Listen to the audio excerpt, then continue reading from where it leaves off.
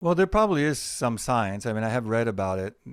For example, in Japan, there are some studies about the importance of using, a pen and paper or a pencil and paper to write the Chinese characters and so on. That's just it's why it's sparking a different part of the brain and creativity.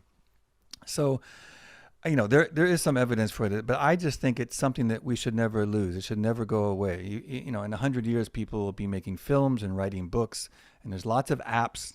There's always an app for that. Whatever it is, there's an app for that. And I think it's just really powerful to get away from the phone and the screen, and just I just think it frees your brain. It frees your thinking. I mean, rather than have this little screen to play on, I could have an entire wall, like a big whiteboard, right? Or put papers up on my office wall, or just take a notebook out and go under a tree, or go for a walk by the beach. Although one analog thing that really worked for me, I haven't done it recently, but I used to I still do take my phone everywhere when I'm out running or walking.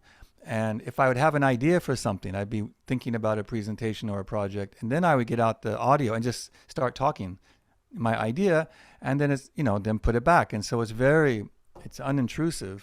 I mean, that's actually much better than stopping and then having to write it down.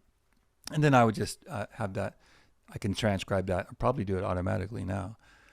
But that is one way that I did use technology. But yeah, I'll never stop using notebooks and napkins in a Starbucks or whatever. And then eventually, of course, later you put it to digital. I think J.K. Rowling wrote all her books that way. I mean, she started, I think a lot of probably authors, even novelists do that, where it's just on a big wall, the storyboarding it out. Pixar certainly does that. And I think we should never lose that. And I'm sure if you are someone who makes an app for something like that, you probably say, hey, come on, the apps are better.